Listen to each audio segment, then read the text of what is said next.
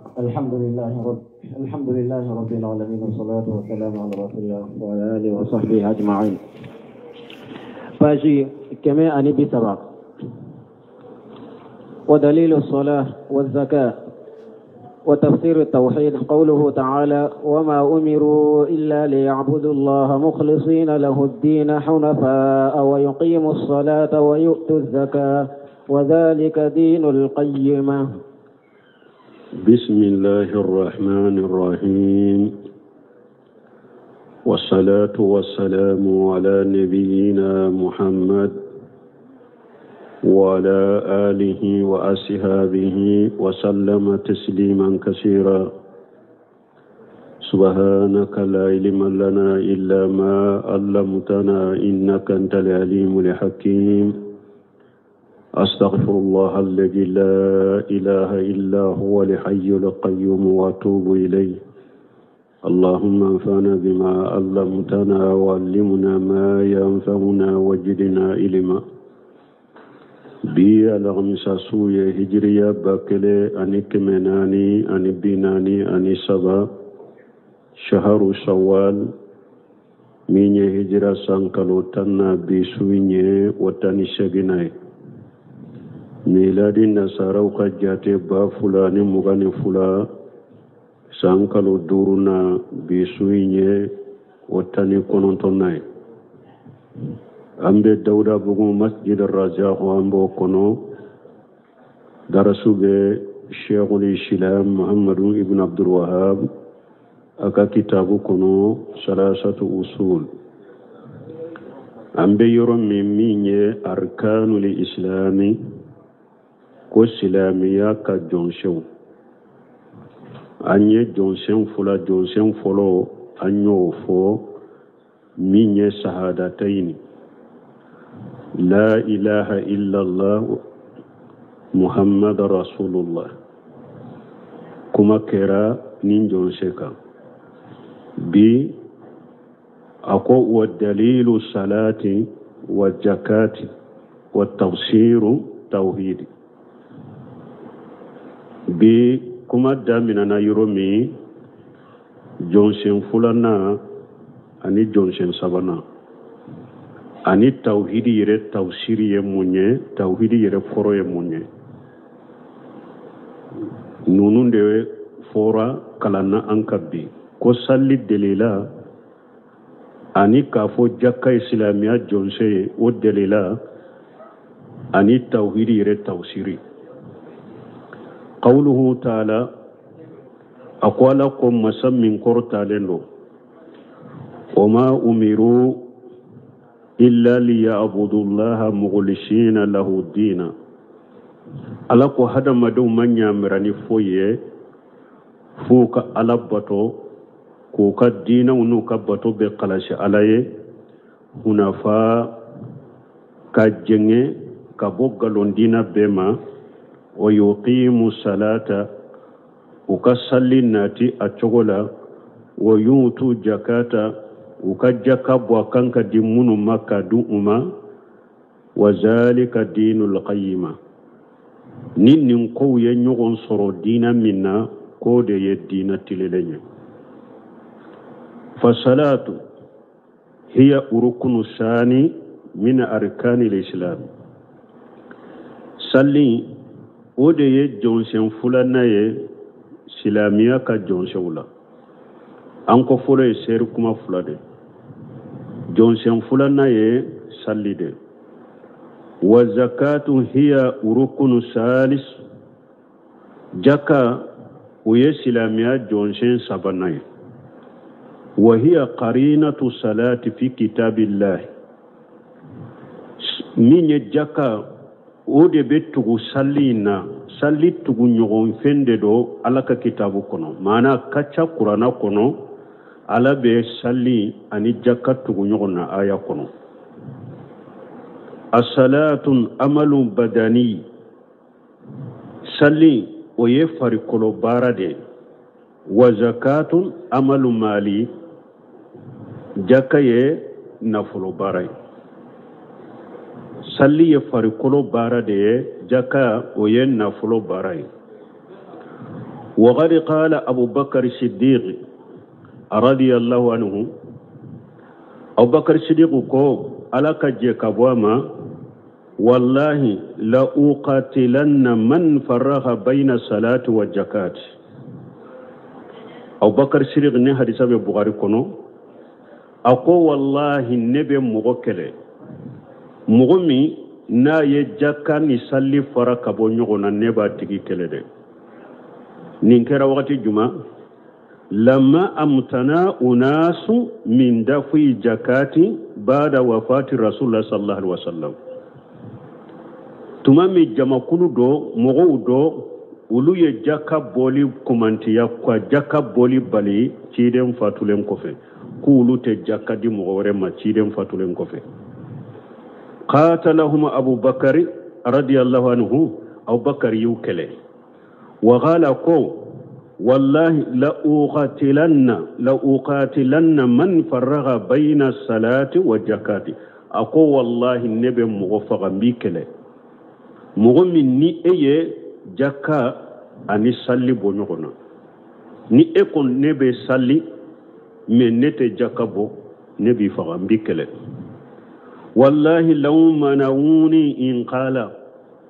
Abubakar ko wallahi nu yenne bali garana garamin ni nyame be sirinaye nu yimbali nu ma o kanko dinnema nu ma di o fi riwayata wan anana na chogo dola annaka nyame deni nu yimbali nyame deni do dili law kanka mindi kanu yuaddunahu lirrasulillahi sallallahu alaihi wasallam nyame deni min nu tumba di cide ma jakaye nu banaka di nema la qataltuhum alaihim wallahi mbukelaka de mbukelaka fuka dide balmo difference bere babbe ni silama nyema ani an ka sasa sisan ka silama nyema ni nyogo tedere Abubakar Siddiqi tumami ciden fatura mogo do murutila kulu tumbe jakadi ciden de ma comme ni ciden te balola kulu te jakadi mogo re male Abubakar ye shebo fara nyogon ka ko alebe jahadu taw kama ku kele fu ka jakadi Umar ibn Khattab ko ambo kele chogodi ciden ko de umuritu an uqatila an-nas hatta yaqulu la ilaha illa Allah فإذا فعلوا ذلك أسموا مني دماءهم وأموالهم إلا بحق الإسلام وكم فقط تقولي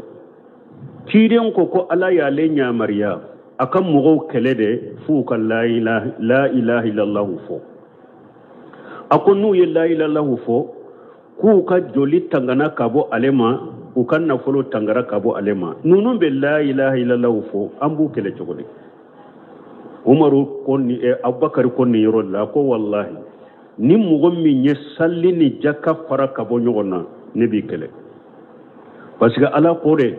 wayin taabu wa qamu sala wa atu jakka faqallu sabilahu akwala yufula de fo qur'ana kono ala ko ni kafiru tubira uye salli na ta chogola uye jakka di aye sira biluye na chogo dola آية دولا وإن تابوا وقاموا صلاة وآتوا الزكاة فإخوانكم في الدين نو تبرا ويسلنا تشغل ويجكبو أكبر مودو الدين الله أبو بكر يدليل تنين يرودي ألا يفلاد يكفوكوي ألا كن من تبرا دا سلرا يجكبو أمبالي مادو من نمو من تبرا سلرا ما جكبو نبا فغا parce que sarati minni ala ko mbalima do sarati umadda fala Abubakar kadella ta yorofule ayala kasoro ciden ka hadisa be umirtu an uqatila an-nas hatta yashra la ilaha illa allah wa yuqimu salata wa yutu zakka kasoro hadisa ire baka fo ubede kake donc Abubakar Siddiq fule ayem mo kele mani zakka ayu kele fu ye zakka dama Umaru ko tuma Abubakari ko uka kelede ko ale yere ya da Abubakari kaddu sukunyu ka keleli de dama o de cinya e fana sheba farala Abubakar Siddiq munu ye jakka baliw yu kele fu ye jakkadi na sisa mogo dobu dambe kata karamoyama ani silama nyamaya fo illa gosilentu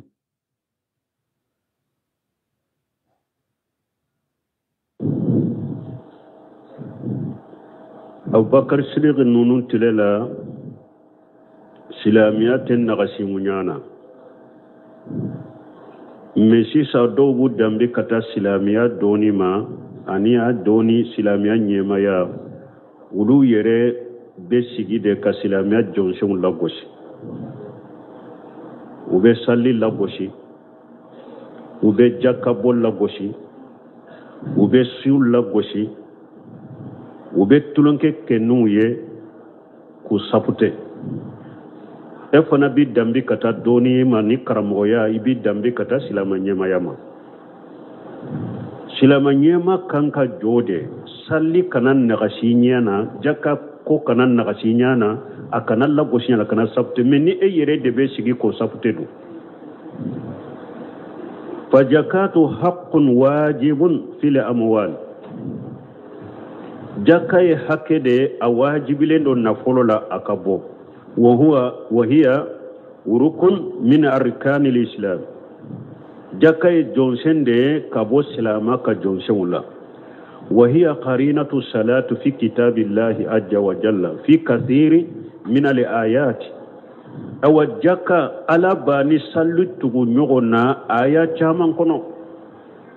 ني آيات بو كنو وما أمروا إلا ليعبدوا الله مخلصين له دين حنفاء ويقيموا الصلاة ويؤتوا الزكاة وذلك الدين القيم دليل التوحيد في أولها في قوله تعالى توحيد الدليل مني آية دامنا يرو وما أمروا إلا ليعبدوا الله مخلصين له الدين هذا ما دو من يامرني فوي فوق على كلمة باتو كباتو بقلاش علي هذا هو توصير التوحيد توحيد توصير فلنين ده وهو عبادة الله ما لغلاش له توحيد كوري مونيه كالا باتو كافرا دسكون كلاسي كاكيد دسكون كلاسي علي وترك عبادة ما سواه فيمو فنت علي كو باتو توي فالدين والتوحيد والعبادة ما بمعنى واحد نوكو دينا وكو توحيد وكو عبادة نمبي يمانا كلند نوكو دينا وكو توحيد وكو عبادة نمبي يمانا كلند مغلسين له الدين أي العبادة مغلسين له الدين كوري مونيه كباتو قلسي علي هذا توصير التوحيد توحيد كروف لنinde bato be ka kalase alaye ala kelempew ka bato min ala tanaye o bato ka toye tawhidi yeninde la kama yaquluhu ulama'ul kalam tawhidi tawsirite tawhidi korote komi ulama'ul kalam be minufo ulama'ul kalam ulude nulu be kuma be qawaid al mantiqiyya والجدل والكلام ولتو كدليلات القرآن لا دليلات الحديث لا دليلو بيتا حكلنا ودلا أهل الكلام والكلام وياتا يرجو ماماتا سلامية كنو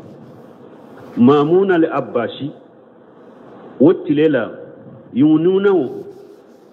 كافر كتاب مننتم به wode dira kafiru ma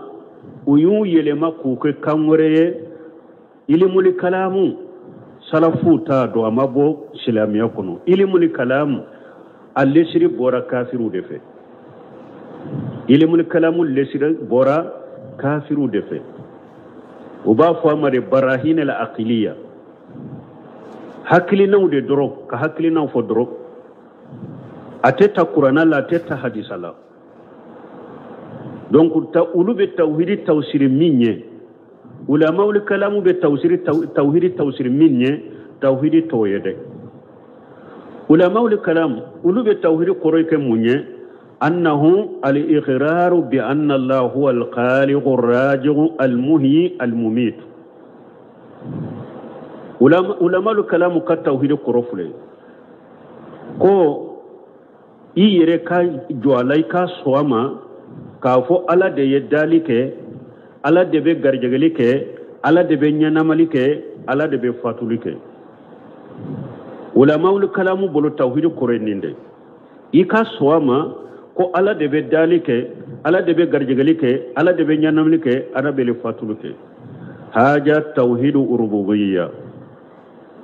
nin to de ko tauhid urububiyya wal matlub huwa tauhid al uluhiyya min la nyini ye min ye tauhid la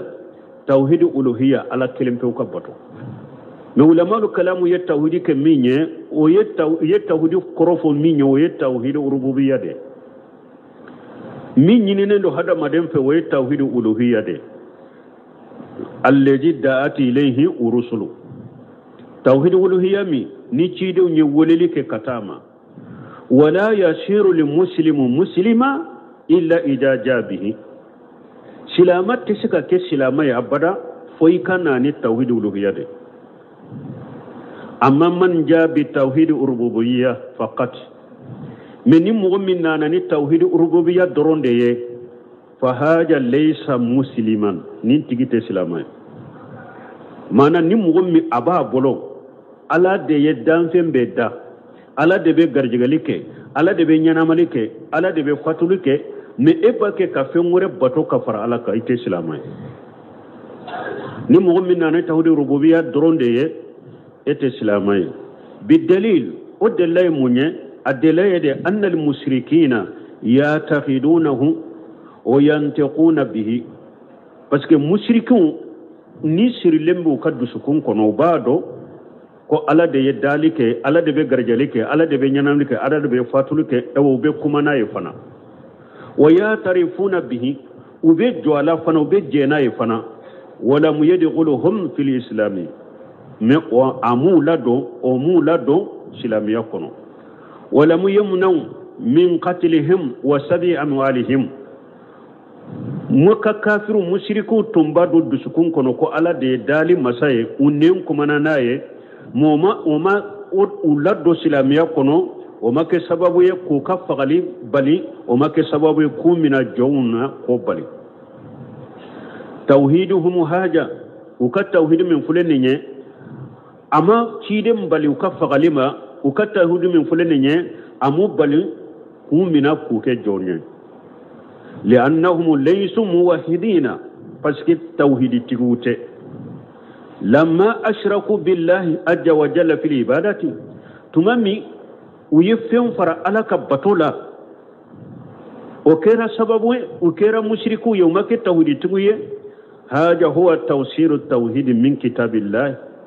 أو التوسير التوحيد توسير فلنين دي على كتابه كنو ما نقول على كلمته كبتو هذا هو توسير التوحيد من كتاب الله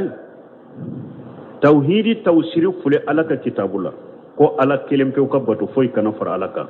أكروتة كو على ذلك على ذي غرجالك على ذي نعمالك على ذي فاتلوك توحيد كروتو يو كروي ويه توحيد ربوبية ده وتم مغلى دو سلامية كرو لانيني توحيد توسير من القرآن كنو توحيد ألوهية لا من كتاب فلان وعلان توحيد كوري منو كرسكا كتابو كنو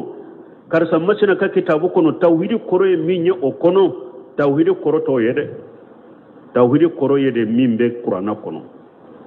كتاب الجواهرات معنى كتاب الجواهرة نيني كتابو ده منصوب إلى إبراهيم الدسوغي jawahiratu kitabu de do uba dambi kata ibrahim ad-dasugi de ma ibrahim ad-dasugi cedo sufi de do atumbe misra dugu do be bafo dasugi awolola o yoro de la uba dambi kata o dugu de ma nin kitabu mi ni sheikh Salih Fawzan yafo kitabu be dambi kata ibrahim ad-dasugi ale de kitabu indila sufi de do huwa akhiru aqtab alwilayat alarba sufi ka kumala walijuya ubafu walijiya degere laba minna ko aqtabu nani debe walijula ko alaba ni Ibrahim da sufi de do tawhidi kore minya aleka kitabu inkono jawahiratun tawhidi korto yede au kitabi almawaqif ube tawhidi koro mimbe kitabul mawaqif kono tawhidi korto yede kitabul mawaqif fi ilmi al-kalam nimfana kitabu ye adilalen be ilmi al-kalamu de la ibafu doni mimma ilmi al-kalam nin kitabu fana dilalen bo odeka kitabul mawaqif fi ilmi al-kalam tawhidi korobe o fana kono chogomi tawhidi koroto yede au kutubu ulama al-kalam ube ahli al-kalam ulama al-kalam uluka doni ke bagaw ka kitabu munumbe tawhidi koroye bu koro chogomi tawhidi koroto yede la yuqadu tafsir tawhid min hadhihi al-kutub nin kitabu munum fule ka fo tawhidi korote mina ulu konode ulu be min fo tawhidi korola tawhidi korote mina nin kitabu kono wa inna ma yuqadu min kitabillahi wa min sunnati ar-rasul sallallahu alaihi wasallam tawhidi korobe mina alaka kitabu de la ani ciden ka sunna alaka wattanunina ka kishibaka wa min kutubi ahli sunnati wal jamaa ani ahli sunna wal jamaa ka kitabu tawhidi korobe ta ulude kono alladhina yatamassakuna bi kitabillahi wa sunnati rasulillahi sallallahu alaihi wasallam ahli sunna wal jamaa munu nulu be minalike ni alaka kitabu ye ani ciden ka sunna alaka tanuna alaka kishibaka tawhidi korobe ta nununde ka kumala waya famu tawhidi koro tawhidi tawsiri beta kitabu minna alaka kitabu ciden ka sunna ani ahli sunna wal jamaa ka doni ke bagaw ahli sunna wal jamaa ka doni ke bagaw munumbe minalike ni qur'ana ni sunna e tawhidi tawsiri beta ulude ka kitabu kono me sufi kitabu tede ulama ahli kalamu ka kitabu te tawhidi korete tawulu kono والدليل صلاة في قوله تعالى صلي الدليل مونيه كافو صلي سلامات جونسن دودي الدليل جمعيه alaka kuma masamin kortaleno o yuqimu salata ube sallina ta chogola wal mana an yatu biha kama amara Allah azza wa jalla o yuqimu salata koroy munye o kana ni salliye komi alay wunya mare naye chogomi masamin kabba kortaleno bi surutiha o kana ni salli saratuye warikanuha ani sallika joshen o wajibatuha ani sallika wajibu ikana ni nunun beye ninde togo yuqimuna sala alay nyamaralike ni salliye chogomi ikake o chogola ikana na ka joshen nye ikana na ka sartuye ana joshen ana ka wajibu amrun mujarradu suratu sala fa innaha la takfi min ni mu'min nana ni salli e ka salli sawra bala de mi jonsum dafalenta la wajibu dafalenta la o salli sugute wasake wali haja nindo koso lam yaqulu wa yusallu ninde koso ala ma fu aya kono ko u ka salli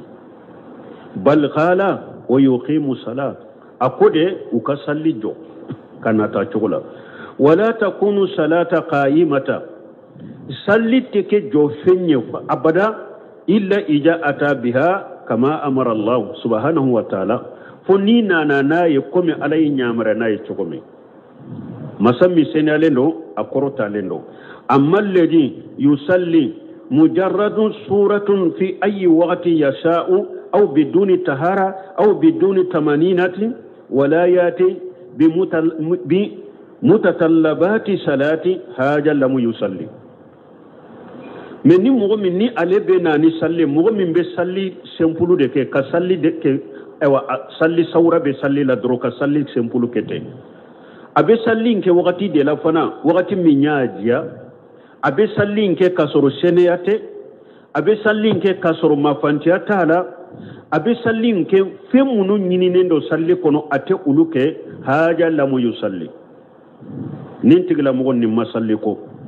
wali haja qala sallallahu alaihi wasallam musi fi salatihi ninde koso ciden ko alaka tanun alaka kishibe ciden ka mo minni ak cinyali ka ka sallila alladhi la yatama'inna fi salatihi alim minna ma fantiyake aka sallila qala lahu ciden ko ma irji fa salli fa innaka lam tusalli ciden ko isagi ka salli e ma salli ni nye cedo de anana ciden ma misiri kono a sallira salli ko fe aye foli bila ciden ka ciden ya ka foli sagama ciden ko sagi ka salli ima salli de asagira ka salli ka salli banne aye foli bila ciden ka ciden ya ka foli mina ciden ka sagi ka salli ka ima salli asagira salli ka sinya sabanna salli ko fe aye foli bila ciden ka ciden ko sagi ka salli ka ima salli awa konnete salli cogodo ninte awa ciden ko ni salli cogo manye awa ciden ye salli cogo yirala kam ayirala kam ma fantiya ke sallila laysa maqsuda suratu salat salli la nyinite ika salli ke dro ko salli sawra be minna salli toye min qiyam wa ruku'i wa sujudi wa julus faqat salli toye nkajo nkin kumbele mina nka sujudu ke nka sigi dro salli toye laysa haja maqsudu ninte salli kala nyini la nyini te ni salli la bal al maqsudu la nyini min salli la an yuta biha kama shara Allah kama shara Allah ikana ni salli kuma ala ya ke sariya chugumi kama sharahu Allah kama shara Allah subhanahu wa ta'ala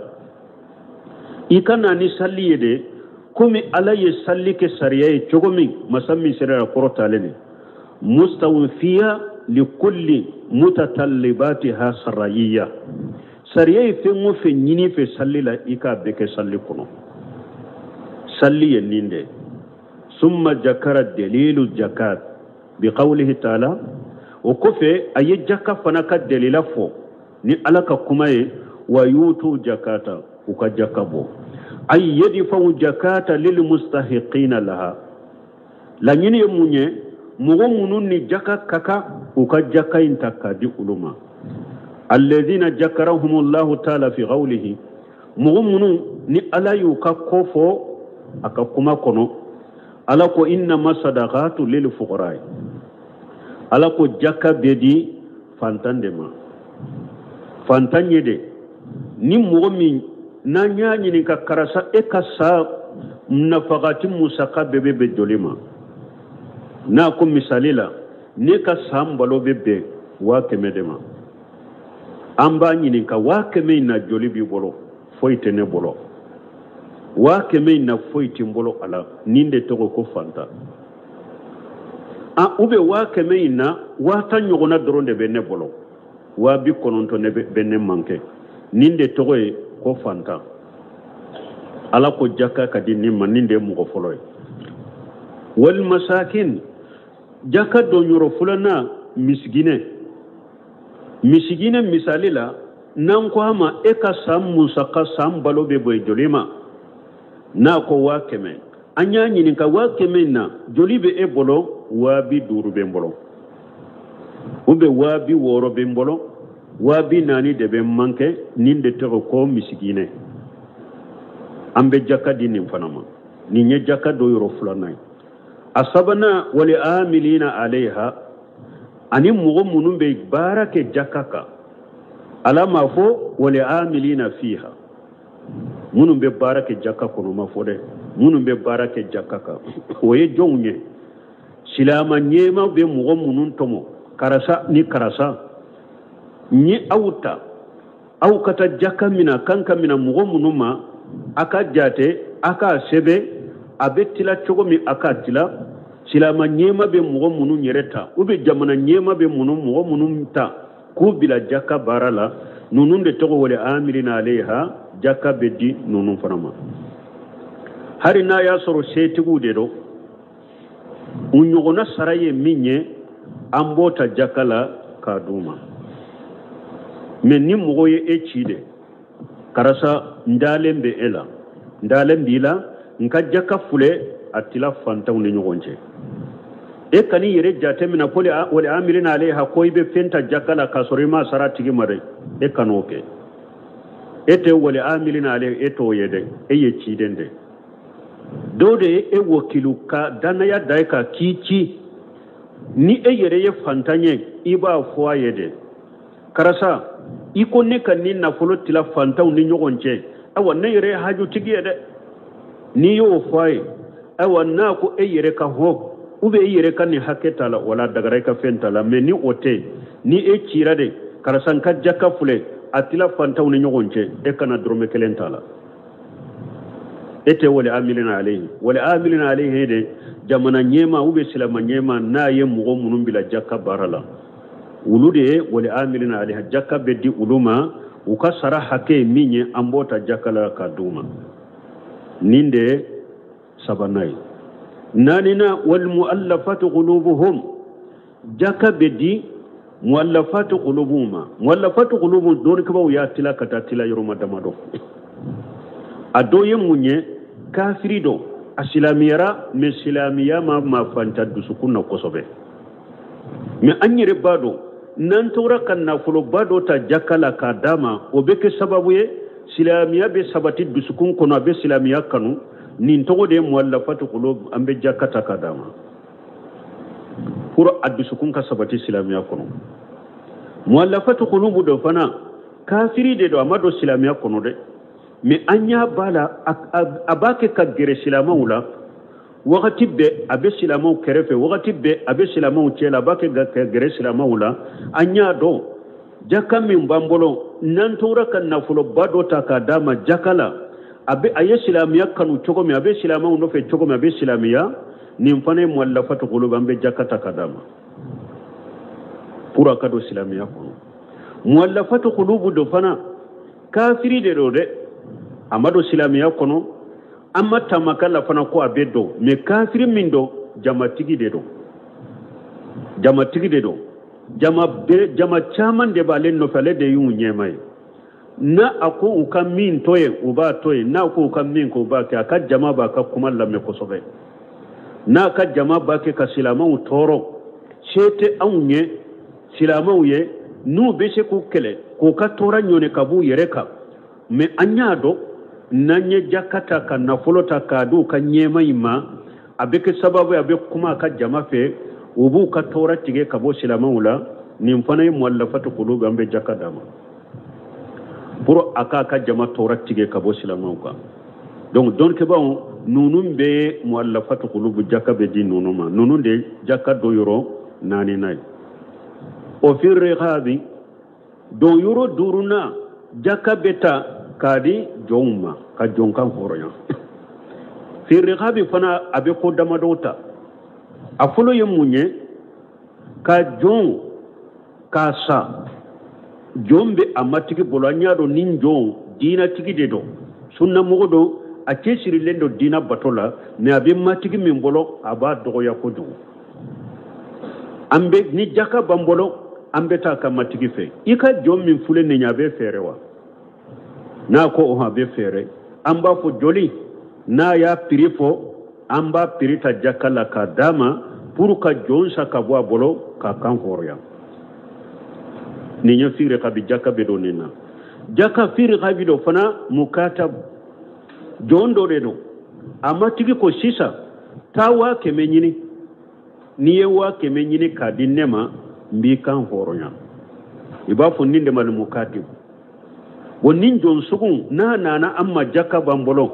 awa konne matigi ayewa keme bilin kade konka wa keme nyini kanana ko ben kan horonya ambe wa keme takadama akata da matigi mafura ka kan horonya nin fanae o fi rihabi do fana silamiya ka doni ke baga nyuma munumbe nube kuma ni doni tinyaye ni ewa fama tonyali kelawu ube kafiri nyema tonyali kelawu yumina kudo kasola oko antu bila bada fonnanye nayi wori hake do dama nunu fana ye fi riqabi de ambe dota jakala ka duma puru kan ni silama doni ke bagan ni nyinci nya fola ukumina ka bokasola ukubila ka bokasola nim fana fi riqabi o fi riqabi do fana silama doni ke bagan nyuma munu nu yuta wota sila mogo munu yuta wota sila fangate an silama wula nambe se ku kele ka silama doni ke bagan nunu mini wula fangata na o setanye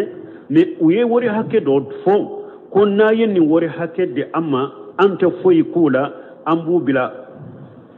ambo wori hake ta jakala ka duma puru silama doni ke bagan nunu kabila nunu fana ye fi riqabi jaka do yoro durna ye ninde wal kharimina jaka do yoro worona jurumani tigi fana togo ya fula de do juru folo juru minni mogo do ye juru do bila yere ka silama manton do kan nafa kama silama manton be kan nafa kama mana silama fula de tumbe kele nafolo ko do kama atora soni u ka bamuru ta nyogon kama ube silama grupu fula kelela nafolo ko do kama ube silama dugu fula bila la nyogon na ubaki ka kele nafolo ko do kama nana umashisa ube keleke ni nafolo hake amba sara de anta sara atora doni fitina ka wuli ni nyogonche eko silama grupu fulaima ube eko silama fulaima mankam min ni fitina min fulena ya aya bila abe keleke nafolo min no fe ne basara nebe nafolo insara aye fitina ni mankam bila nafolo imbe ne kan basara nin jurumani tigi min fulena ni hari na ya sura yere ye se tigi de ni nafolo sarali ashe baye ni jaka bambola mbafo eki kan nafolo toye kana nin juru boy kan nafolo la ambe nimbo jaka la kadu tuguma parce que eye nin juru min ta kabili yere ka yake silama bede ambe nin juru sugu amba asara ka bo jakala juru togo ya fulana ni mo minye juru ta ayere yere nafa kama aka balo dore do uba ka wajibi dore do aye juru ta kado odela ayere ka shiro ko min wajibi le mbaka aye juru ta ko o dilali de kama ube akan nafakati aye juru ta nafakati de kama juru karena kana ka wajibi do kama ni ambe jakka di ni fana ma abaka juru sara chogo wal kharimina juru mani tige ni chogo ya fulade ni nye jole nay worona wolon fulanna o fi sabilillah ani jihadu kelaw jakka be di ulu fana ma jihadu minaw ani yele nan kan few kele minaw ani jihadu kelaw yere kan nafaqati ambe jakka do o fana la jihadu jakka be do ola ni nye wolon fulanna segina wa abuni sabili ani sirade mana mu'min tumbe tama sirade ka me yoro dola ji woyo do de nana akan na fulo tarani ji woyo ube bandu binaka ka kan na fulo minala ne hari na ya soron aka dugula se tigi de do me sirala yoro dola kasara ya soro kan na fulo cinyana ni jaka bambolo adesra yoro me kan na fulo cinyana yoro mi bon ni chogo tala fana ale kan na fulo be yoro mi kan na fulo soro kasha kashe yoro la adesra yoro mi ni jaka bambolo ambe jaka ta kadama pour abesha kashe yoro la chogo mi sirade na kan na fakatu banna yoro mi jaka be dama ni yoro shegi de jaka do yoro e tuma mi alaye ni yoro shegi fo ako faridata min Allah ako jaka do yoro min fule ni nye pour jaka kado ni do yoro shegi kelena ko ye farda de farla min bora alafe o ye farda de farda min bora alafe wallahu alimun hakim alaye doni masade alaye kiri dombaga masade ni ya alaye ni yoro shegi fo ayun fo ni doni de ni alaye ni yoro shegi fo ko jaka kado dola kelena aya keni kodo ni kiri de awa jaka kado ni yoro shegi dola kelena zakara samaniyatan masarif wa hasaraha awa ala fuleka yoro shegi de fo jaka don yoro la ewa ka jaka don yoro ka jate ka dan ni yoro shegi ma uba fo ni namal hasaraha aya adda ni yoro shegi de la jaka kana don yoro shi ni yoro shegi dora kelente حصرها بإنما حصروا كرني وعرب كم من الجمعة إنما ولا يكون صرفها في غير هذه المصارف ثمانية أو جكت تسكا دو يورو شيلا نيني يورو شيغي دولا كلنتي إنما ينقصوا جكت تسكا دو يورو شيلا نيني يورو شيري دولا كلنتي فمن صرفها في غير مصارفها ثمانية ni mogo min ye jaka don yoro la ni aka don yoro shegi min fule ni ye ni nunun do la kelente lam yakun qad ata jakata ema jakabo ni mogo min ye jaka do yoro were la ni yoro shegi do la kelente ema jakabo walau anfaqa amwalan ta'ilati har ni ye nafolo chamande ni yode nafaqati malayin aw miliyarat hari million ube miliyariw ni yode nafaqati kado yorola ko jaka amado ni yoro shegi dola kelena ima jakabo wasamaha jakata hari miliyari malayin million ube miliyari ni yata ka nafaqati kado yorola ko jaka kado yorola nini yoro shegi dola kelente yere ya wele fana ko jaka wala takuna jakatu ateseka ke jaka ya abada hatta tuda fi mawadiha foniya do aka do yorola allati hasaraha Allah ta'ala fiha do yoromi ni alaye jaka do yoro jate kada do yoro minna ni ma do yorola ima jakabo hasara ta'ala fiha haja mana itai zakati awanninde jaka ka jakadi o fana mana yininde akado do yoro segi dola kelena kataw be mo do bolo yoromi o fi sabilillahi don ube jaka do sira dilawuna ube dugu ka yoro do no ba fu ko ba dila ube jaka do ala ube misiri jo do ube jaka do ala jaka te do misiri joli la de jaka te ke ka do misiri joli la jaka te ke ko abe sira dila naye jaka te ke ko abe dugu ka yoro dila naye jaka te ke ko ambe dogotoro so dugu kono jaka te do la jaka te ke ko ambe madrasa so amba do dugu kono eki ka jaka do la jaka do yoro te nunu nyede o fi sabilillah min fora jahadu doronde do ni jahadu minaw doni kama wiye min fara jahaduka doni nyini naw parce que suratu tauba kono ala ye doni nyini na ani jahadu ala yu fara nyogon ka aya kelen kono wala doni ke bagaw ko fi sabilillah ye jahadu de nimbe fara jahaduka doni nyini naw odi atu ibn Usaymin rahimahullah na ye jaka do yorofo abe doni nyini na fo akoni mo min nana amma jaka bambolo awa ko ne ba fe ka bara be bila ka doni nyini silamiya sariya doni mba fe ka doni nyini mba fe ka bara be bila kinye si doni nyini ma me setinye de fentimbolo akwamba fo atigi ma marhaba bismillah yurwari biye ika doni nyini ni min ni be saka ke ika samu sakati beye munye abebe be jole ma ika doni nyini la akonna ya hakefo ambata jakala kadama parce que doni nyini na wata kelenye de ni mogo min ye doni nyini silamiya doni nyuma iya soro ebe silama mantom bede e kan nafa be silama mantom bede ka wodi yato doni nyini na jakka be doma o be konte jahadu kelade me akoni mogo min nana amma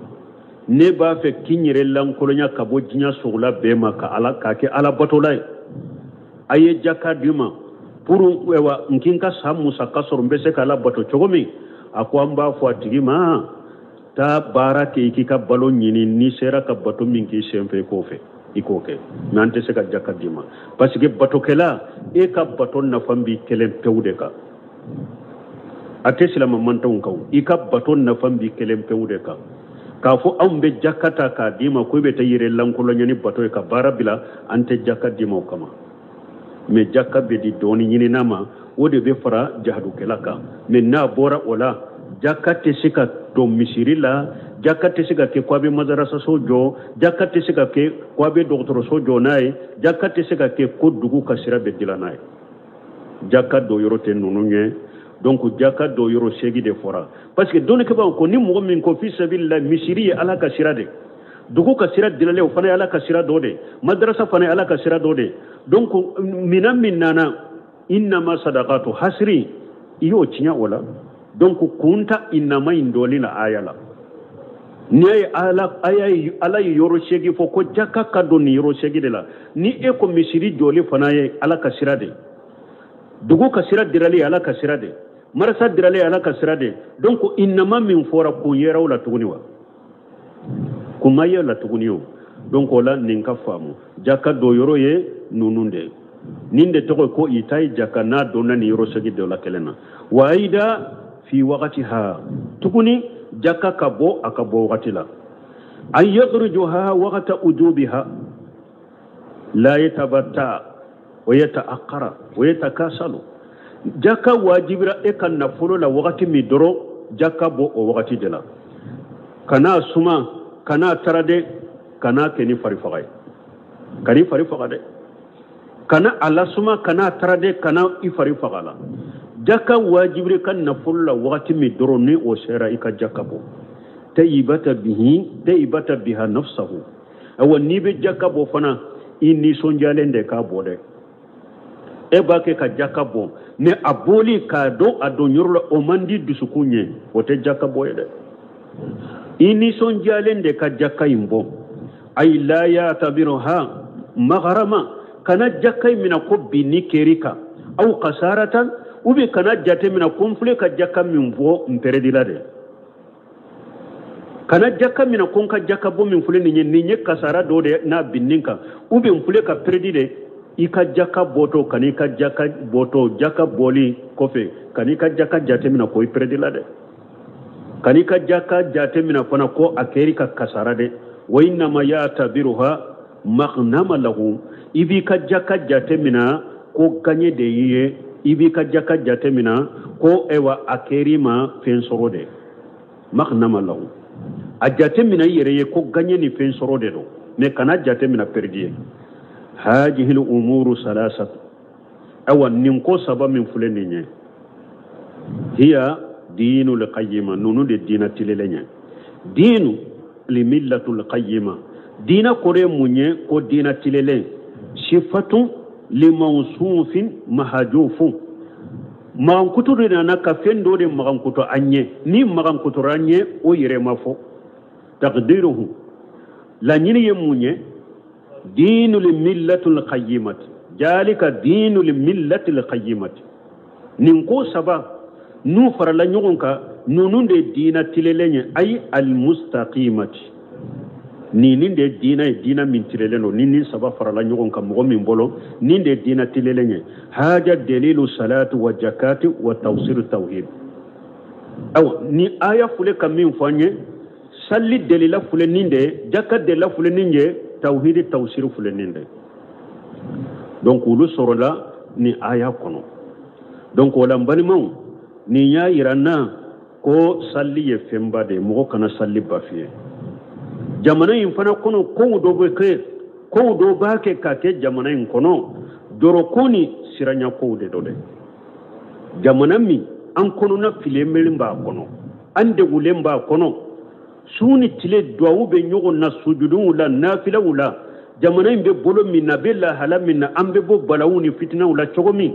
ni mogo bu yere dambe kata karamogo yawma mogo bu yere dambe kata silama nyema yawma nulu yere beta sigi erejo soso la ka salli la gosi ko foite salli islamia kono ka jakal la gosi hari silamo bu kan nafila munun ke sufela la ka tallaba nyana ma yakku la gosi ka sur jamana imbe ni fitan nim baraw kono nimbe la kali togodi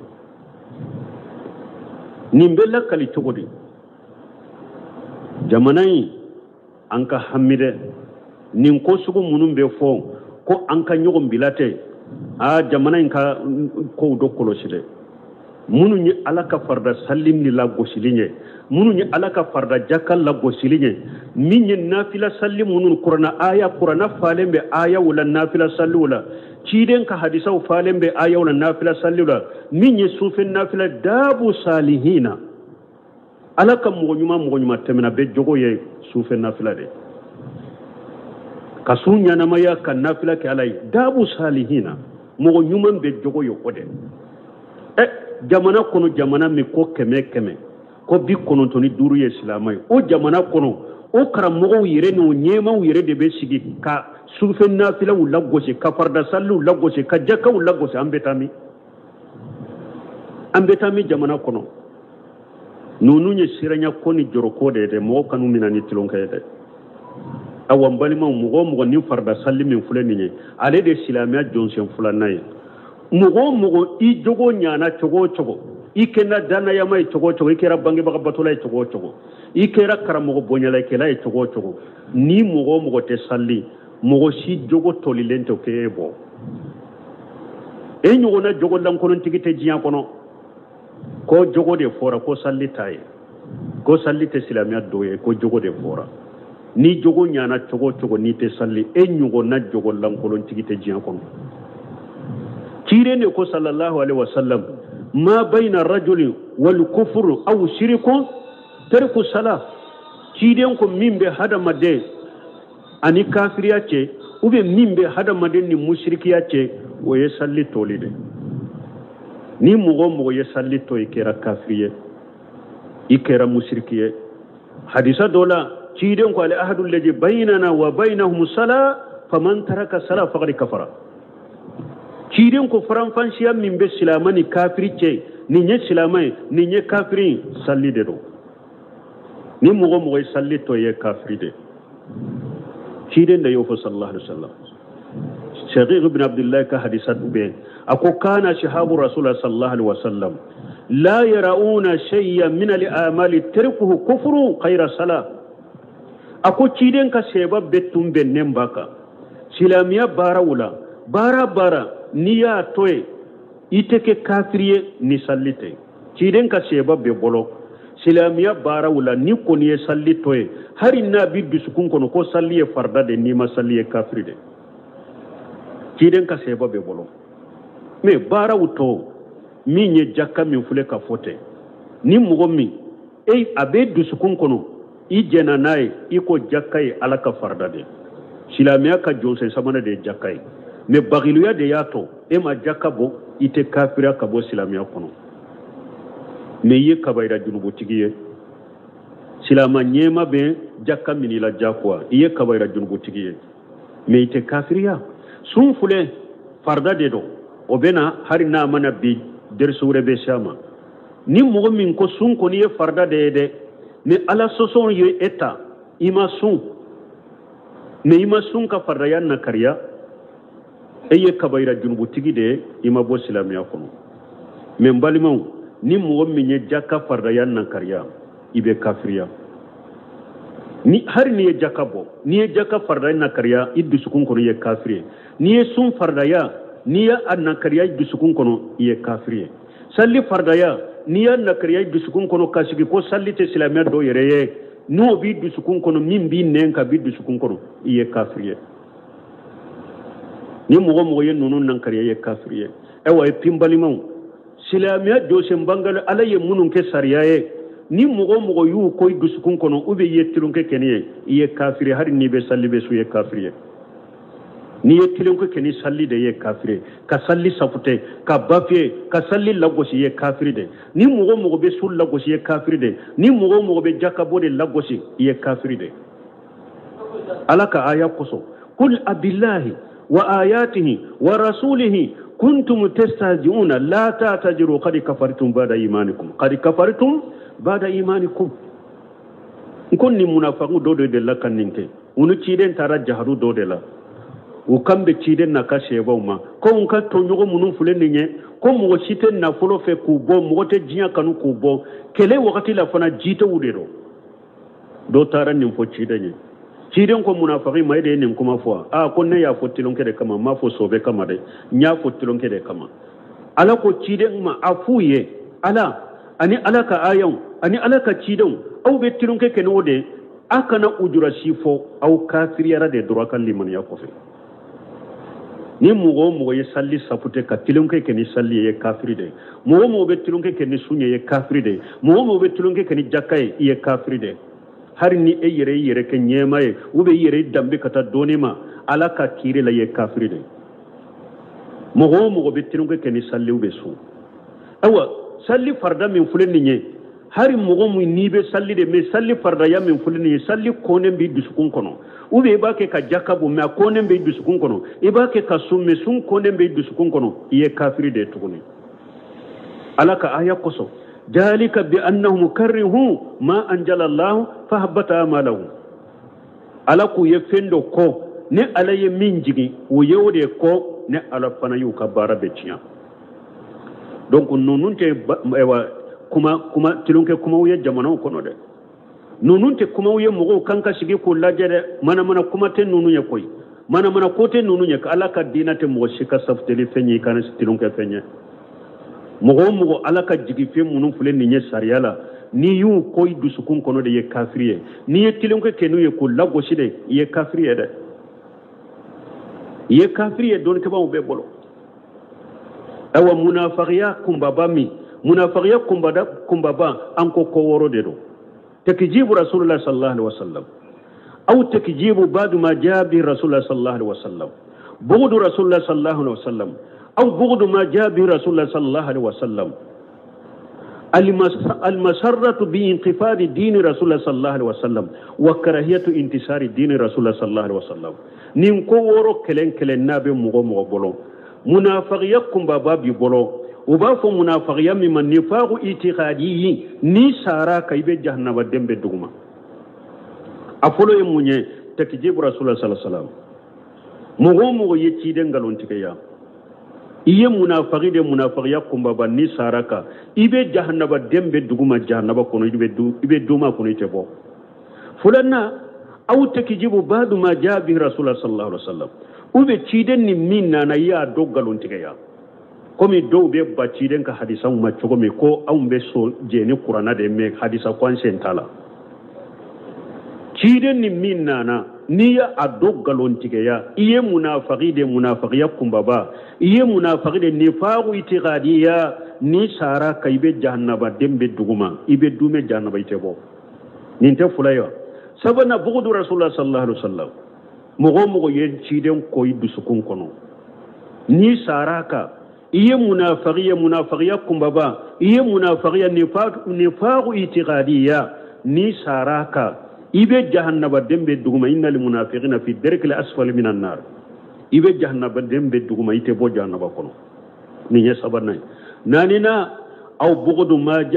ba'du ma jaa bi rasulullah sallallahu alaihi wasallam ube cide ni sariya munun nana nuyo odoko idusukun kono komi salli konembe do dusukun kono chogomi fo umato dusukun kono na tala udawu yafo sun konembe do dusukun kono chogomi umato dusukun tala dawu yafo daka konembe do dusukun kono chogomi umato dusukun tala dawu yafo nafila sallu konembe do dusukun kono chogomi umato dusukun tala dawu yafo nifaqul akbar nifaqu itiqadiya abe mugo bolo munafiqiya kumbaba de do nifaqu itiqadiya de do na tigi sara kaybe jahannaba dembe duguma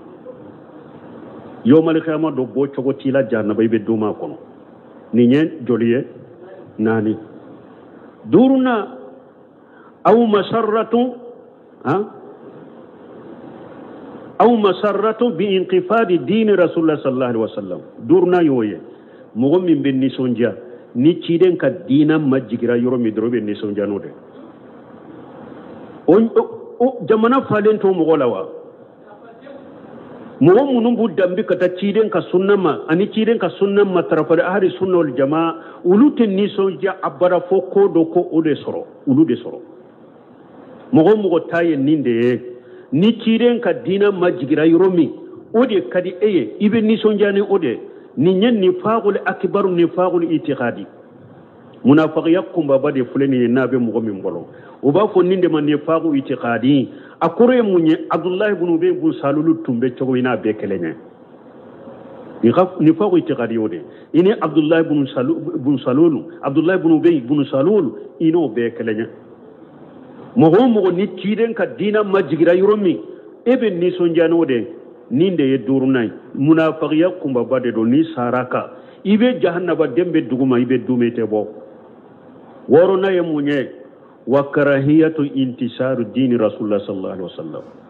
أني مغمي تشيدن كدينا كدمي ودي كونم ودي سكون كونو إتو دي في komi munun min bi dambe kata ciden ka dina matarfale na sunna abafo kafiru hidode ayu kamisiruci ayu kete min te ciden ka dina debelife ciden ka sunna kademe ciden ka tabulo kademe mo min to fe ode konilembe eddu sukun kono ita fe ciden ka dina kademe eta fe ciden ka sunna kademe nimbe mo dusukun kono ni nyen ni faaqul itiqadi ni faaqul akbarini abdullah ibn ubay ibn salul be kelenya ni sara kaybe jahannaba dembe duguma bo cogotila jahannaba kono be duma kono ala kan kisi ala kan tanga jamana in kono ko munum be jamana in kono ko do ube mumini nyumam be umugo munum be hakli be mugo munum be ko kalama abu lajro kosobe ko sege do ba fo ni kuma sugu nunu mugo kana wuli nunu fo ay alako wattaqu fitnata la tusibanna alladhina jalamu minkum qasatan alako yesira fitna yede ni fitna kumbora yesira yede parce que na bala wulila na uma sheko ke ama kuma la akan ka min kan ka minke ala ima kala ala ko ni fitina na wulila atedda a fitina mo in kelema ko atedda ka fitina mo in kelema de aba bedo soro e jamana imbe de gum min ni garanta min sabe mo ko kelende ka abambe de ka me munya la samman nin kuma sugu munum be fo jamana kono nin kuma sugu munum ba ke ka fo jamana in kono akhida jugu fulan ka fo yaw bidiyaw de lara jugu de ulu munum ba fe ka cari jamana kono ka fanga duma de kunyaga jamana in kono de ulu de tora fulinin jamana ka ulu de fitina fulinin jamana ka a fitina fule beka mo vere ka fitina utanka nin kuma sugu de fitina be jamana in kono ulu de balaw be jamana in ka ulu de degum be jamana in ka ala kan kisi kantanga kabu ka torama ala kan kisi kabu ka torama ya rabbi ala ka jamana in kisuma abe ko wakati serade سبحانك اللهم ربنا بحمدك أشهد أن لا إله إلا أنت أستغفرك وأتوب إليك